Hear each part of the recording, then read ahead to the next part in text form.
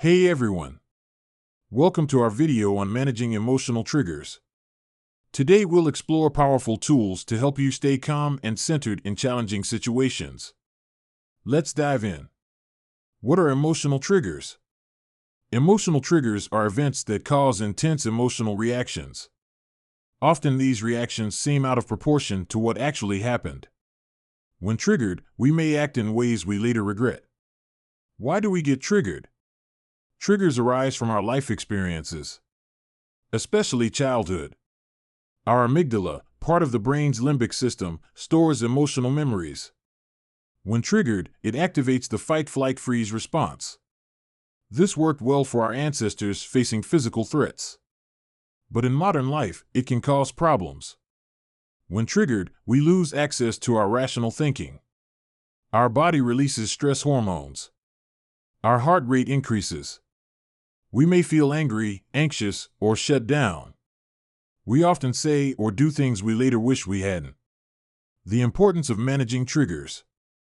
For leaders, managing triggers is crucial. Our reactions impact others. Unmanaged triggers can damage relationships and undermine our goals. Learning to handle triggers helps us respond wisely instead of reacting impulsively. Now let's explore a powerful 4-step process for managing triggers. Step 1. Name it. The first step is to recognize you're triggered. This awareness allows you to pause before reacting. Notice physical sensations like tension or a racing heart. Pay attention to thoughts of blame or defensiveness. These are clues you're triggered. Step 2. Take space appropriately. Once you realize you're triggered, create some space. This prevents you from acting impulsively. You might say, "I need a moment to collect my thoughts." Or, "Let's take a short break and revisit this." Find a graceful way to pause the interaction. Step 3. Shift your state. Now it's time to calm your nervous system. We'll explore several techniques for this shortly. The goal is to return to a balanced state where you can think clearly. Step 4. Deal with the situation. Only after shifting your state should you address the triggering situation. From a calm, centered place, you can respond thoughtfully rather than react emotionally. Let's look at some powerful tools to shift out of a triggered state. Deep breathing is simple yet effective. When triggered, we often hold our breath or breathe shallowly. Taking slow, deep breaths increases oxygen and promotes calm. Physical activity helps discharge stress hormones.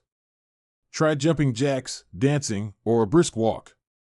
Even discreetly tensing and relaxing your muscles can help. Sometimes we need to allow ourselves to feel, especially emotions beneath the initial reaction. Create space to experience sadness, hurt, or fear that may be present.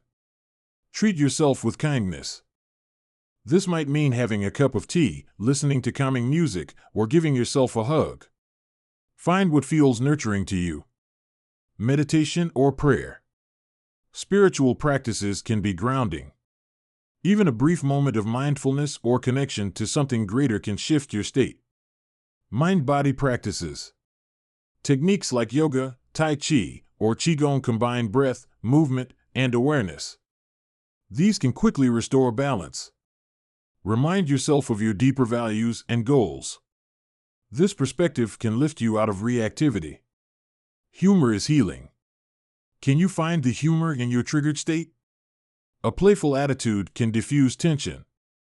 Simply changing rooms or going outside can interrupt the trigger cycle. A change of scenery often brings a change in mindset. Progressively relax your muscles. Imagine tension melting away. This counters the physical effects of triggering. Ask yourself, why am I reacting so strongly? What past experiences might this be connected to? This engages your rational mind. Create a physical gesture, image, or phrase that represents your calm, centered state. Practice using this anchor when you're not triggered. Then apply it in triggering moments. Sometimes we can simply choose to let go of our reaction. This works best for milder triggers or as we become more practiced. Now let's explore how to respond when others are triggered. Notice emotional outbursts, intense judgments, argumentativeness, withdrawal, or physical signs of distress.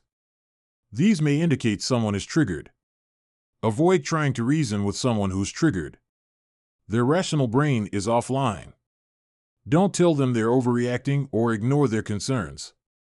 This often escalates things. As leaders, we can reduce unnecessary triggering.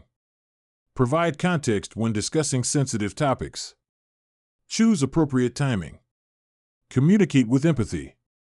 Learn about others' sensitivities. Address potential issues proactively. If people are often triggered around you, examine your own behavior. Ask for feedback. Be willing to learn and adjust your approach. Group dynamics. Emotions can spread quickly in groups. As a leader, stay grounded. Model calm. Use the techniques we've discussed to help shift the group's energy. Managing triggers is a vital skill for leaders and anyone seeking more emotional balance. Practice the 4-step state-shifting process. Experiment with different tools to find what works best for you. Remember, the goal isn't to never get triggered. It's to recover more quickly and respond more skillfully. Thank you for watching. I hope these tools serve you well in your leadership and life. Don't forget to like and subscribe for more videos.